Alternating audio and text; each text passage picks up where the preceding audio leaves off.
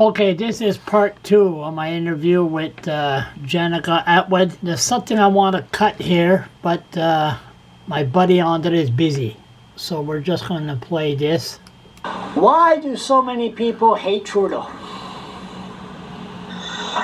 You know, I think because, in Canada we have this kind of, this ideal of who we are and what we represent, and we're kind of like, just regular everyday folks. And it seems like Trudeau is kind of this, he was the son of the Prime Minister, and he seems to have lived this privileged life. And I think a lot of people have a hard time relating to that or identifying with his experiences. But he's a person just like the rest of us, and he's gone through his own challenges. A lot of difficulty as well as our Prime Minister. He's gone through many serious issues, and he still manages to keep going. So you got to respect him for that. I think that he's managed to just kind of keep moving forward no matter how many things kind of come his way. But I think that's really what it is people have a hard time identifying with how he lived his life and how he's gotten to this point, kind of how the rest of us do it. I think you're 100% wrong. I think they're jealous because of his fancy hair, which I'm jealous. See, I got none. But I mean, a little bit left. But not like you. I'm starting to pull Lolo by Lolo.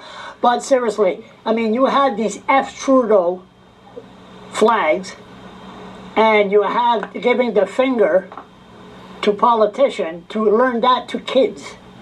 Where are we going here?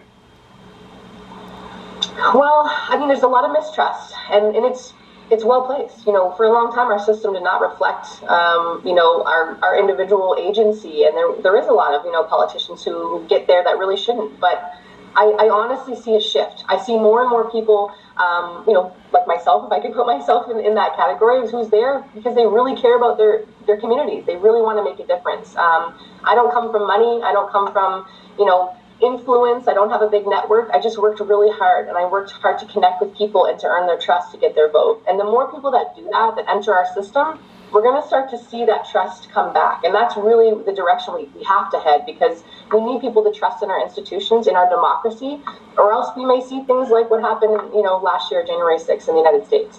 And then, no, we don't do that here, because here we're too busy to stay on Facebook, and we smoke our marijuana, and then we turn around and say, come on, let's go and protest. And then you go like this. Oh, no, I'm too stoned. The sun hurts my eyes. I'm going to stay here, and I'm going to stay on my Facebook and give my opinion. Excuse me? What's your name? But this is Canada. That's what we do, We're too spaced out. Charlie, focus. We turn around.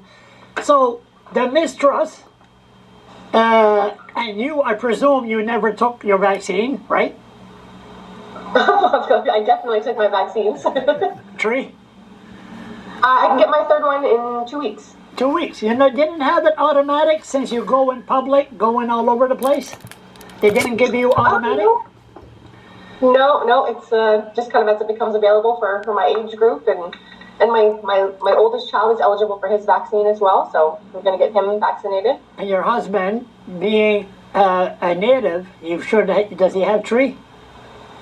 He doesn't have 3 yet, but he can. He can if he wants. Yeah, because he's on the reserve and all that. Okay, so all this trust of the government. So why are idiots refusing to take the vaccine? Well, again, it's that misinformation. It's the fear that's been kind of created around, people will find information or statistics or studies that are not peer-reviewed to back up any argument that they have. And that's really what we're seeing. So people are just kind of inundated with so many stories that are scary, and it plants this kind of seed of doubt. And we see that for all kinds of different issues. But when it's come to the vaccine, it's certainly been, I think a louder issue than we've ever seen before. There's been vaccine hesitancy for many years. We saw the debates here in our province when legislation was coming in from the Minister of Education, but this is on a whole other level, because for some reason it seems to be, it coincides with so much anger. It's one thing to demonstrate and to be involved in protests. I've done that many times. But when it reaches a level where you're throwing rocks, for example, at our Prime Minister, or protesting in front of your local MP's house. Yes, yeah. Or, blocking hospital entrances. No. It's unbelievable. I mean, I don't get it. I mean, I talk to these people and they're full of hate. You can't talk to them. What I'm afraid of, they're so single-minded. And it's like you had an example. Just right quick. You had, because this is not the Charles LeBlanc show. This is Jenica. But focus, Charles, again. Boy, it's hard to focus. You have a native going at the legislator, appearing in front of committee of a whole, and pleading with the government not to spray the forest. And the government don't pay attention. So, what happens? You turn around, the government, the natives want 60% of New Brunswick, the land, in court, a court challenge. Then, myself, I don't talk about natives issues anymore, but you turn around, if it takes that to save the forest, then so be it. So what I'm trying to say, people, the government don't listen to people. So after a while, voila, hello Donald Trump, comment ça va? People, and then if you got that with against vaccine, and then you join other issues like the salaries of politicians, salaries of bureaucrats, and you're like that. It's not good. Yeah. It's, that's just it. We can't just watch this unfold. I think we have to actively work to prevent it, which is engaging as politicians. It's accurate information sharing. It's listening, because you're right. A lot of this is because people don't feel listened to. Whether they're wrong or right, that's not what's important. Our job is to listen, to take in multiple perspectives, and then make our decisions based on, what the majority feels is best in our ridings that we represent. So that's the way I do it. But when people feel that they're not heard, that they don't have that agency, that's when you're going to see a lot of that anger and hate. And we're seeing so much of that right now. Right now, if you just, it's hard. Okay, I'm going to go take a nice drive and relax. I'm full of hate. And what do you see down the road? Clear cutting.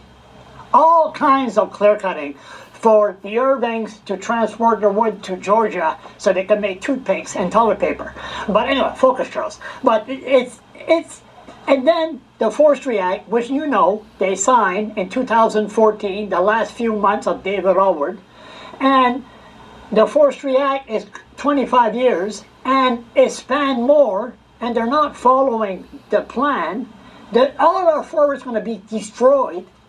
And the government is not doing anything because they can't, because they signed an act that they'll have to pay the Irvings about $5 billion. I mean,